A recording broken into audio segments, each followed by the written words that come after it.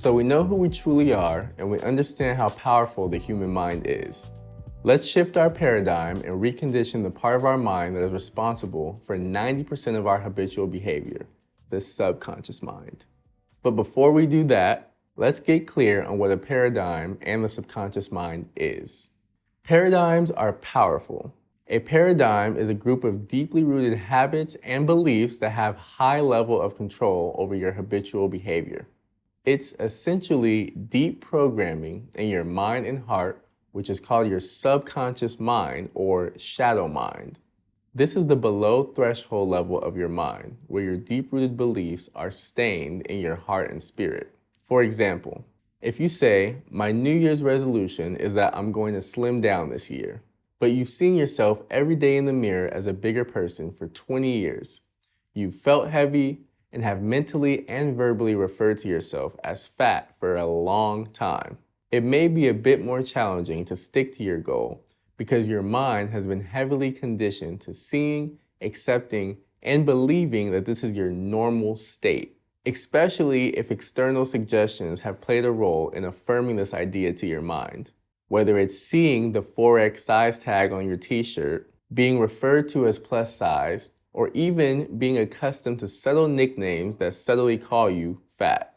What's up, big man? These all play as subtle reminders that say I am a big person and I am in harmony with that idea. So it would be much easier to relapse on your resolution than it would be to hold this slim image of yourself for months or maybe even years and condition yourself into believing in this new self-image you've created. This is because your subconscious conditioning has been strongly associated to this idea. So reconditioning takes work, but it's more than worth it because your new conditioning will become deeply programmed in your subconscious mind, and that will be the new image and narrative you've become accustomed to. And this new truth will be hard to change, leaving you with a lifetime result of what you desired. In order to change your results, you need to replace the old conditioning with new, updated conditioning that will enable you to automate your success. This is the process of reconditioning yourself, bringing your thoughts, habits, and deep-rooted beliefs into alignment with everything you want to become. Let's talk about the power of beliefs for a second.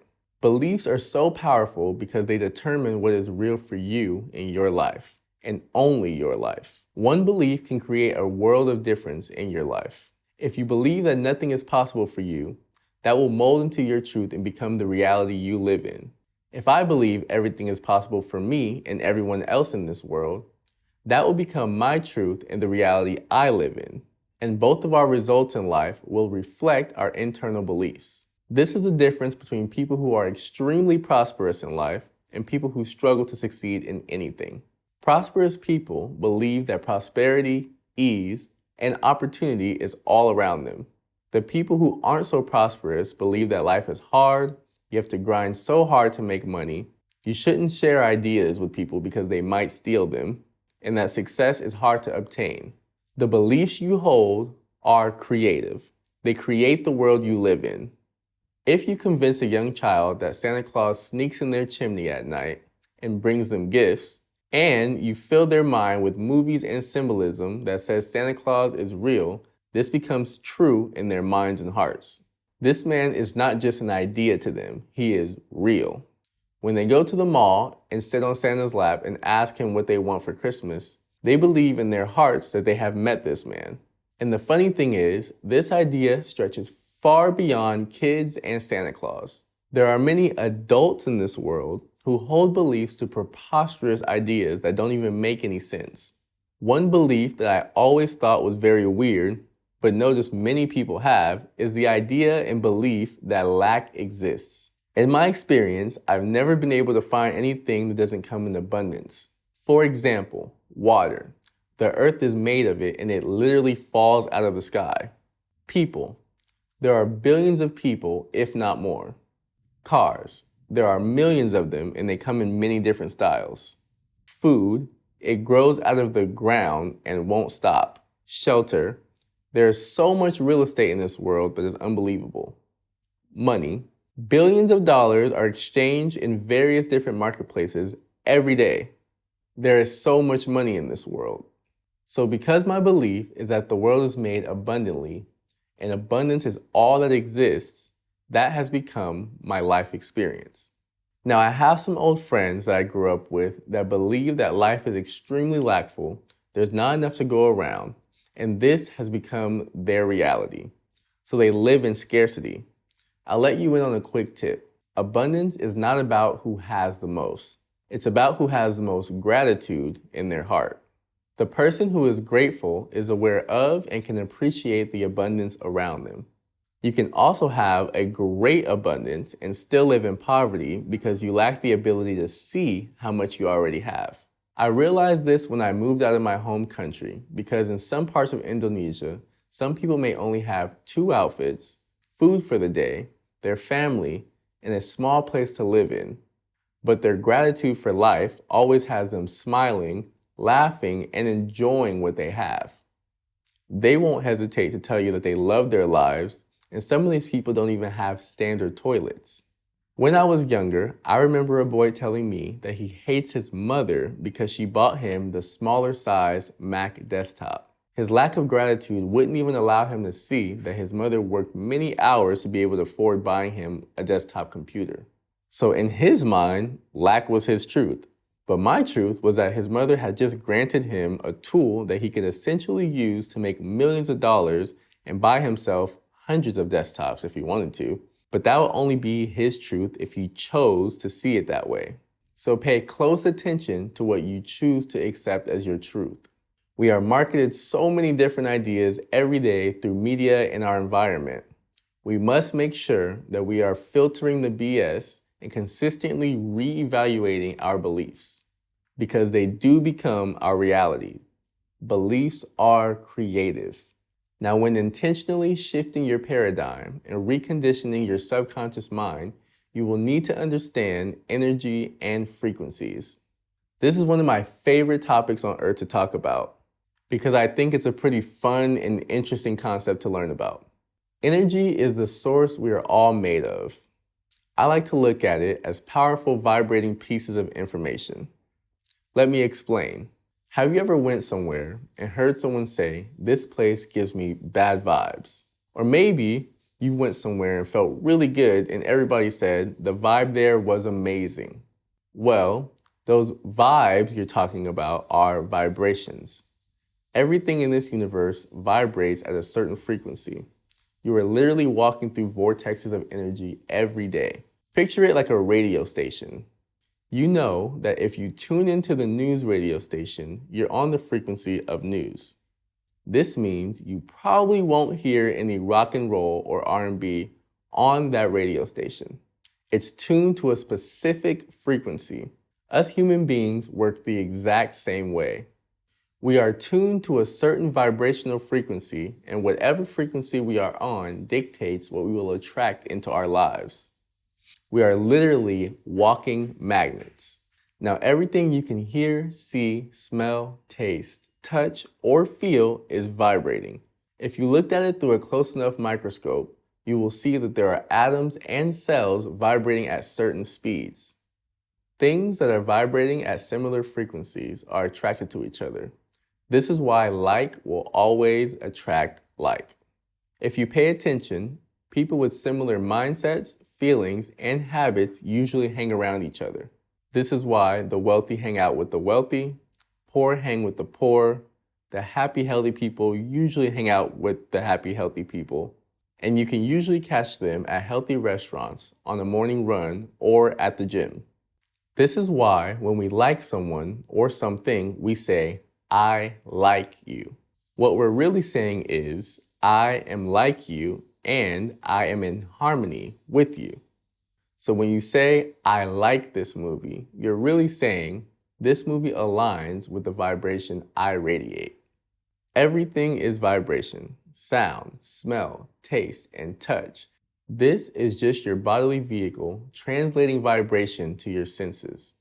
As I am talking to you right now, my vocal center is vibrating, sending out vibrational signals to your ears and energy field that you are interpreting as audio and language.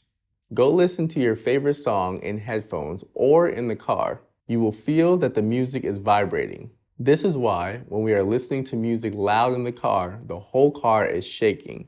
It is vibrating at a high speed of vibration.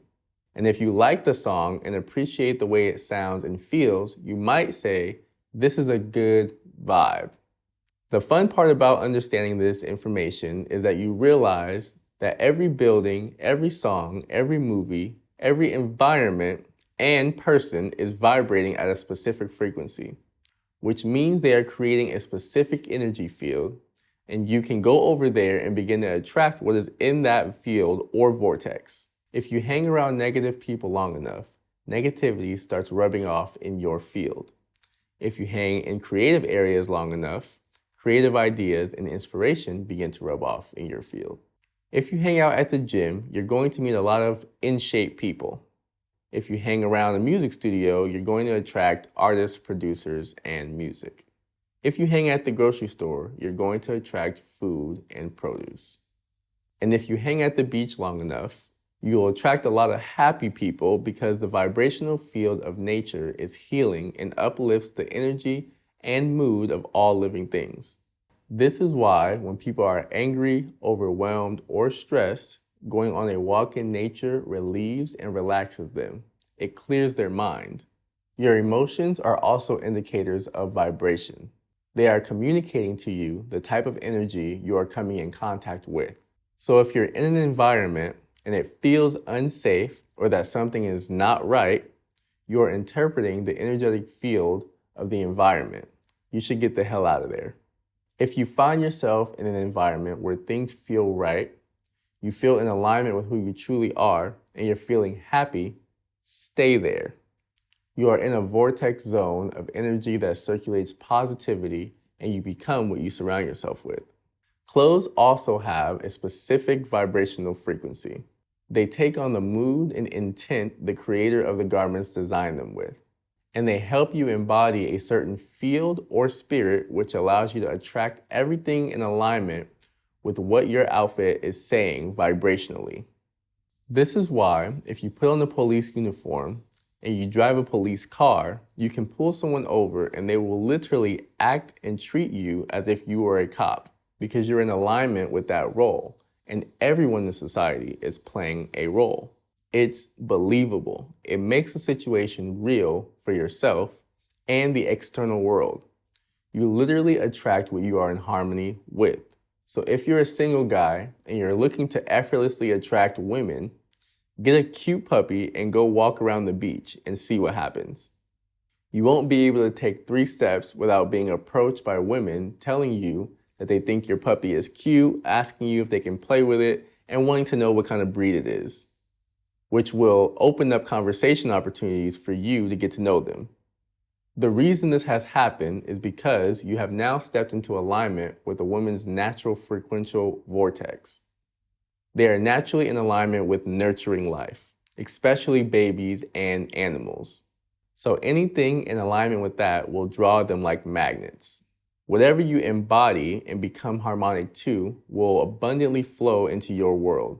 So embody and line up with health, wealth, love, peace, giving, gratitude, and service. Because all those things lead to a happy life, and all the money in the world is on the opposite side of service, and the money adds to your freedom and ability to serve far beyond your physical presence. So line up with these ideas and you will stick yourself into a karmic loop of prosperity. I want to talk to you about 3 universal laws that will change your life. And these laws are 1, the law of mind, 2, the law of attraction, and 3, the vacuum law of prosperity. Master these 3 laws of life and you can have, do, or be anything you want in this lifetime. Now, before we get into talking about these laws, let's talk about what a universal law is. A universal law is a natural life law that applies to everything and everyone in this universe, which is why it's called universal. It governs all of life and works every time no matter what. Universal laws are not made by man, so they cannot be changed by man. The law of gravity would be a great example of a universal law. We all know that if I throw a ball up in the sky, it will come back down to the ground. Same with me. If I jump up, I will come back down. This is the universal law of gravity, and it works every time with everything and with every being. This happens because gravity is a magnetic force that attracts things to the earth. But I think the main thing to take away from what I'm saying and what I'm trying to emphasize is that the universal laws work every time and cannot be changed. They are blind to the user, they work for everybody. The first law we're going to talk about is the law of mind. The law of mind is extremely simple. It states that you get what you predominantly think about. This means that whatever is on your mind consistently will show up in your life. It sounds so simple, it would make you wonder why most people don't get the life they want. To be honest, when I learned about this law, I thought the same thing. It's so simple that most people overlook it because they like to overcomplicate things. Something cool that I've learned along my journey is that the solution to most of our human problems are extremely simple. So simple that when a clear-minded person gives us the answer, we often don't believe them and overlook what they're saying because we think they're oversimplifying things. But it's true. Your ruling state of mind is responsible for everything that occurs in your life. If you take a really close look at your life and the things that are around you, you'll be able to notice what it is you consistently think about. And the cool thing is that when you really understand this law, you will not only be able to see what you've manifested in your life due to your thoughts, but you'll be able to see what other people have manifested in their lives with their thoughts. I've been studying this law, watching videos, reading and writing books on it for years. Understanding this law will take you to another level because you'll begin to see people as mental fields and you'll be aware of what they're going to attract around them based on their mindset. If you're wise, you'll choose your friends and the people you associate with by the way that they think. Are they clean thinkers? Are they sloppy thinkers? When they enter the situation, does it get more complicated or does it get easier? Usually, how people do one thing is how they do everything. So choose who you associate with based on their thoughts and habits. When you mix energy fields with people, what they attract begins flooding into your life by association, and vice versa. Again, the law of mind states that you get in your life what you consistently think about. So as long as you can hold a thought in your mind, you will eventually hold it in your hand. It might help to think of the mental idea like a pregnancy or a seed that's been planted.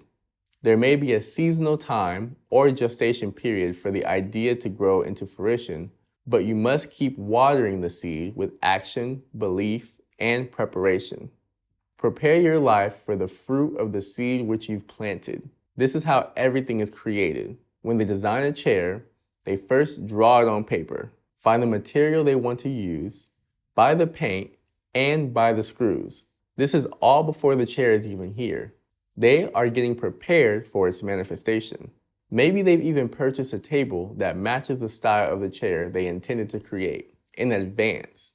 By the time they are finished, they are happy that their final product looks identical to the idea they held in their mind, which at some point was invisible to the outside world.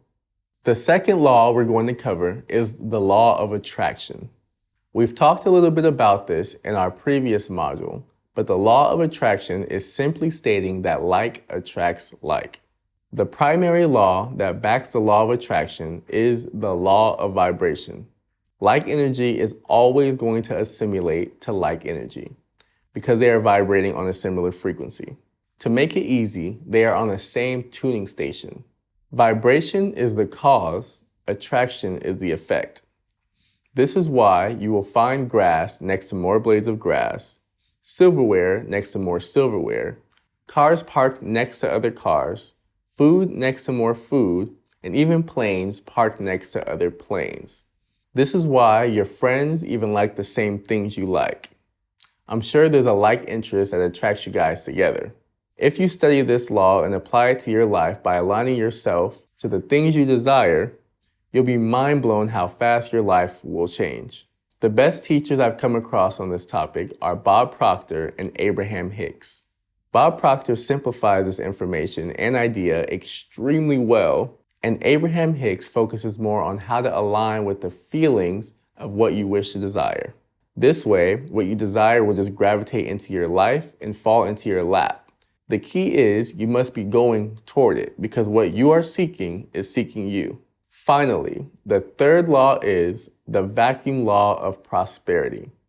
The vacuum law of prosperity simply states that you cannot place something where something already exists. For example, if there is a cup on the table, you cannot physically put anything else where this cup is unless you move the cup.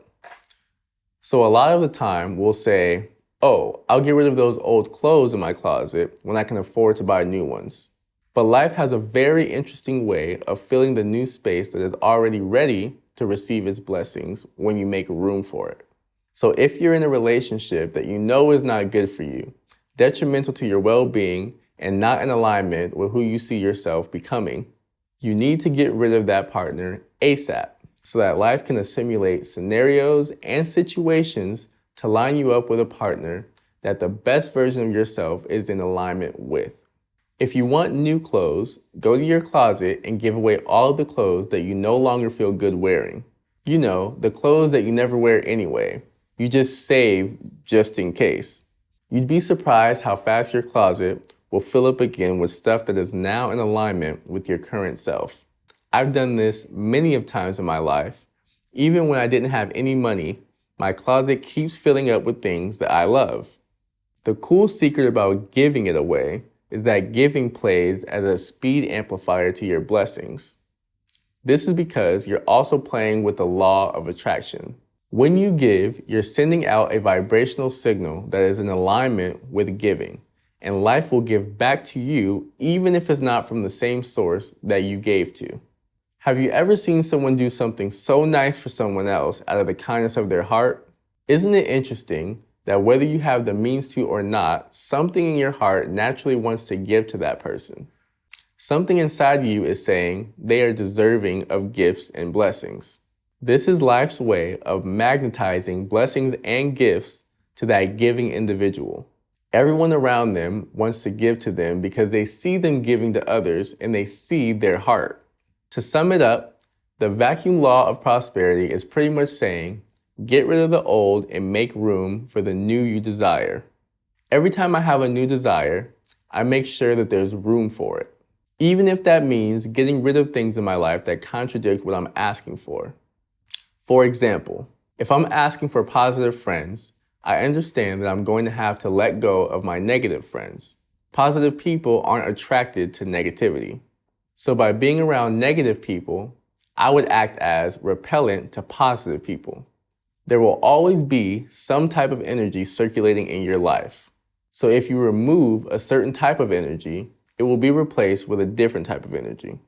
So you should never worry about not having. Get rid of the old and make room for the new.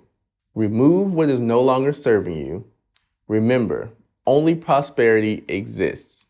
When we release things that aren't serving our highest good, we align to prosperity, grace, and ease. Please note that there are more universal laws, but studying these 3 laws specifically have impacted my life tremendously. I will also leave you with a resource list of many great teachers that teach this subject.